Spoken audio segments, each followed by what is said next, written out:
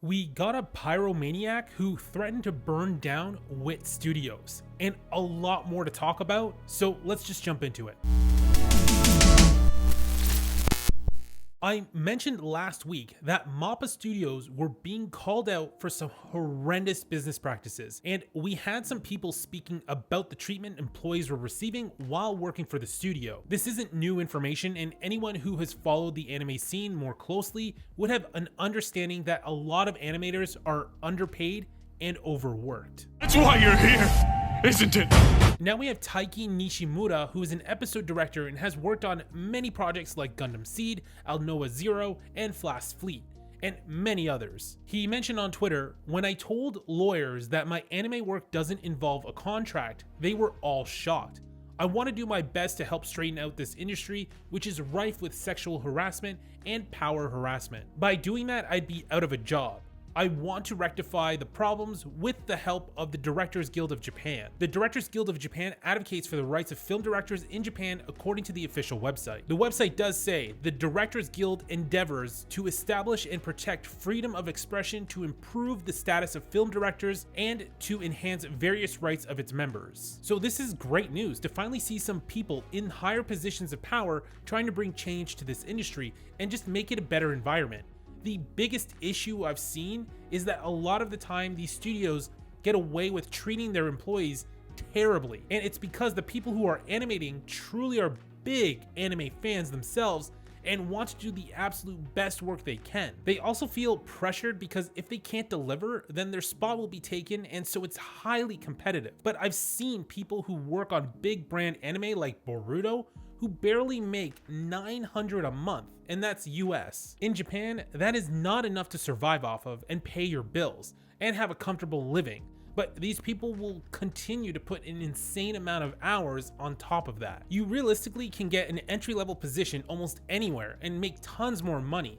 But what keeps these people in this spot is that they are doing something they love. That's drawing and animating and working on anime in general. So anyway, I'm happy to see some voices are starting to speak up, and with enough people standing together and working together, this will change for the better, because let's not fool ourselves, the people on the top are bringing in huge money, especially on the bigger anime brands. But it's a race to the bottom as studios fight for the anime contracts, and the lowest bidder is going to win the project. This is good news overall. Let's hope it keeps going in this direction, because we all love anime, and the people making it deserve to be treated right too. なんとか生活できて、絵を描くのが仕事にできたらそれが一番楽しいんで、お金は後になっちゃうことが多いです。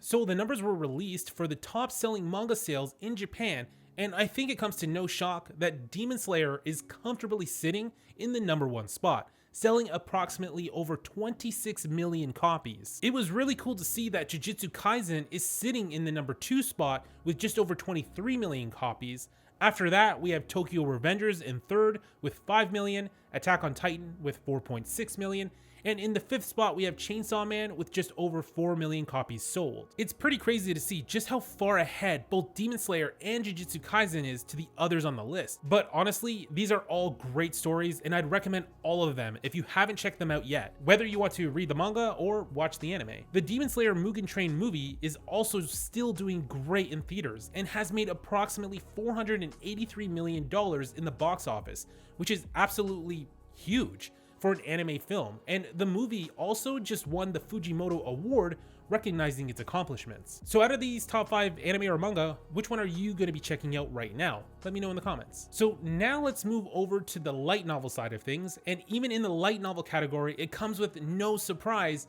but Demon Slayer again took the #1 spot with just over 650,000 sales. That Time I Got Reincarnated as a Slime is sitting in the 2nd spot with just over 350,000 sales. The Apothecary Diaries also with 350,000 sales, Ray Zero sitting in 4th with 300,000 sales. Oh, by the way, Rem is best girl, okay?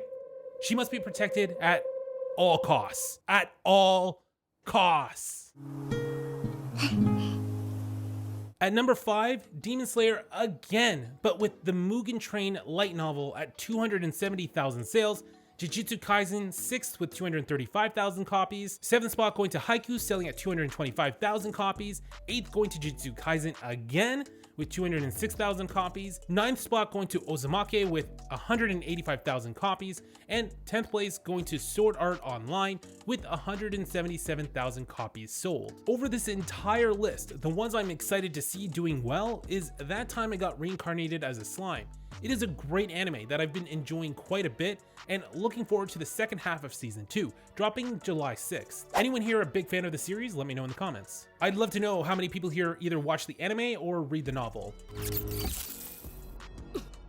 This is just a quick piece of news, but Kaguya-Sama, which by the way also just dropped the OVA,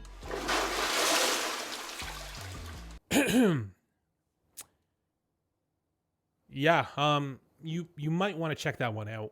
Anyway, the manga will be on hiatus until July 1st, so it's only a month, and it's just to allow time for Akasaka can finish writing and composing the next arc of the manga.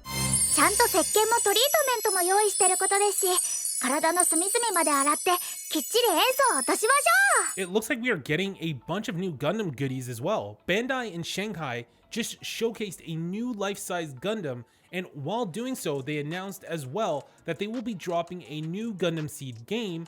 But that's not all. They are also releasing a new manga, which will be a side story called Eclipse. The story is set in Cosmic Era 72, which is known as the lost 2 years between the two wars. Oh, and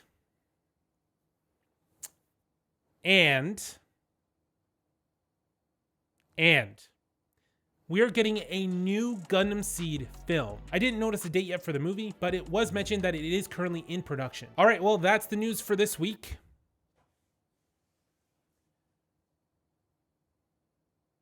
Oh, wait, you wanted more?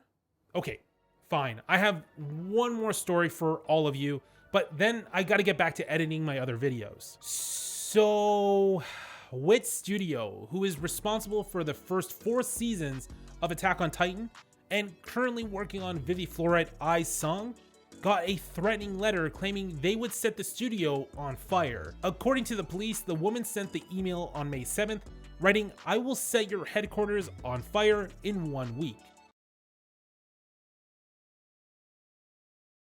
Can you imagine receiving a letter like this? Despite the obvious that this is clearly horrific, and even suggesting you would do such a thing is beyond comprehension. But this immediately makes us remember the horrific event that happened back in July of 2019 when Kyoto Animation was set on fire and took the lives of 36 people and injured an additional 33. That was a very dark day, especially for all those families who lost a loved one. They are currently looking into the suspect to determine if they have any type of mental illness and are trying to find out if she has been sending threatening letters since as early as 2018. The good news is the police were able to get this person before they did any harm to anybody, and so at least that's a positive. All right, I gotta get back to editing other videos for all of you to enjoy. I'm working on 3 different ones and a special one for when I hit 1,000 subscribers because I'm getting so close. So if you haven't yet, definitely consider subscribing. Liking the video is a huge help as well, and hit that notification icon so you can be the first to know when I drop my next video. That's all the news for this week. Thanks for watching.